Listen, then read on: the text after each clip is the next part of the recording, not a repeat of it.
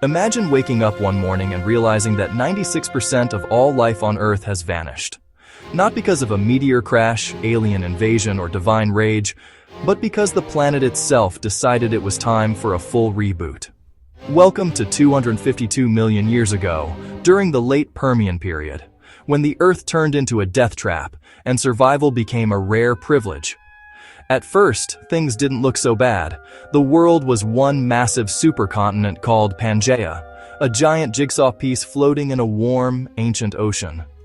Forests of towering conifers and strange ferns stretched for miles, rivers shimmered under bright sunlight, and the atmosphere was thick with oxygen. Life was booming. Reptiles strutted around like they owned the place. Giant amphibians splashed in swamps, and the oceans were crowded with bizarre creatures wearing armor, spikes, and shells. It was paradise. For about 5 minutes. Then, something deep within the earth snapped. It started quietly, a few rumblings beneath the ground, some tremors in the crust. But this was no ordinary geological tantrum. This was the beginning of a planetary breakdown. The Siberian Traps, an area roughly the size of the United States, suddenly split open, and the planet began vomiting fire.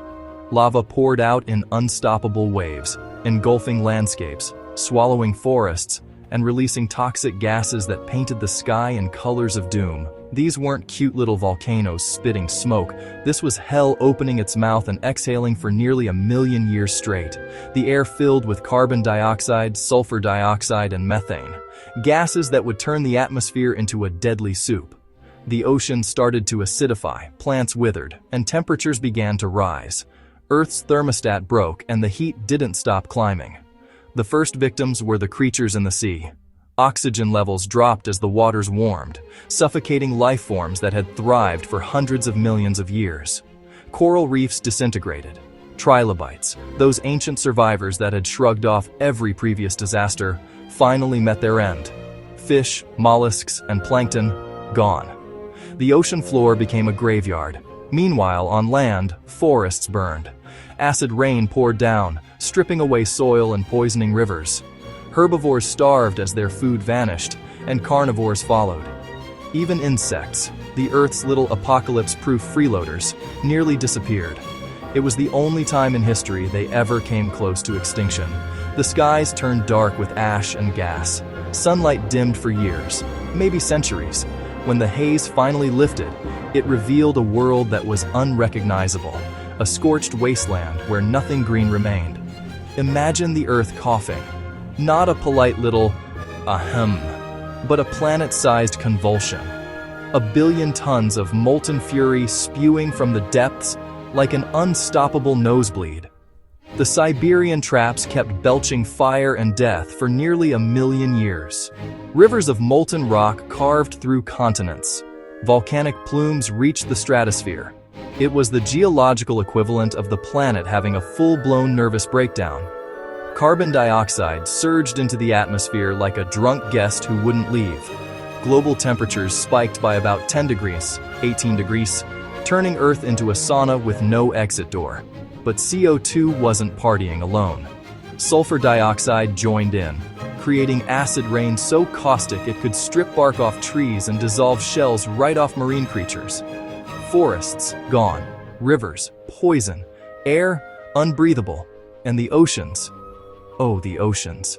As heat suffocated them, oxygen vanished. Whole swaths of the seas became anoxic, dead zones where nothing could live. Then came hydrogen sulfide, bubbling up from the depths, a gas so toxic it could kill animals on land if the winds were right. Scientists believe parts of the ocean even turned purple due to sulfur bacteria. Imagine a giant bruise stretching across the planet's face. Meanwhile, methane trapped in seafloor ice began to escape, turbocharging global warming. The tropics turned into literal ovens, reaching 60 degrees Celsius, 140 degrees Fahrenheit in some places. You could have fried an egg on the sand, assuming there were any eggs left. The ozone layer, Earth's invisible guardian, disintegrated under the chemical assault.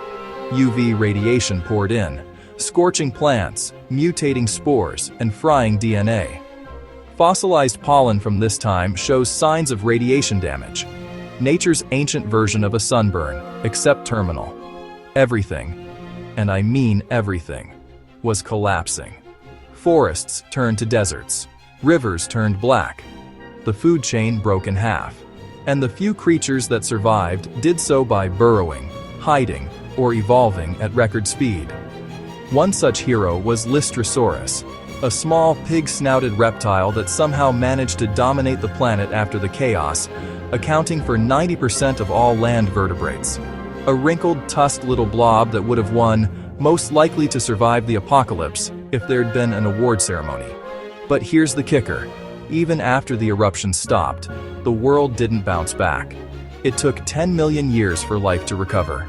That's longer than humans have even existed. 10 million years of quiet desolation, where the Earth seemed unsure whether it still wanted life at all. You'd think by then, the story was over. But the Great Dying left scars deeper than we can imagine. The planet's chemistry changed. Carbon cycles shifted. The balance of ecosystems was permanently rewritten. It was the reset button for evolution itself. Yet from the ashes, life returned. Slowly, awkwardly, defiantly. Tiny creatures began reclaiming the seas. New plants sprouted on the barren land. And the survivors of this apocalypse would go on to give rise to something entirely new, the age of the dinosaurs. The Great Dying, for all its horror, cleared the stage for one of Earth's most iconic eras. Every tree, bird, mammal, and fish you see today exists because a few scrappy species made it through Earth's worst day. But let's not romanticize it. This wasn't some noble cleansing of nature. It was pure, chaotic annihilation. And disturbingly, the cause sounds familiar. The Great Dying wasn't caused by an asteroid, it was caused by carbon. Volcanic carbon, sure, but the same gas that's now rising again thanks to us. The symptoms are eerily similar. Rapid warming, acidifying oceans, collapsing food chains. The difference? This time, the volcanoes are human-shaped. And before you get too comfortable, scientists warn that our current extinction rate rivals some of the worst periods in Earth's history, including the Great Dying itself. We're not there yet, but we're flirting with the same planetary chemistry. Because Earth has already run this experiment once, and it ended with 96% of everything gone. So when we talk about saving the planet, maybe what we really mean is saving ourselves.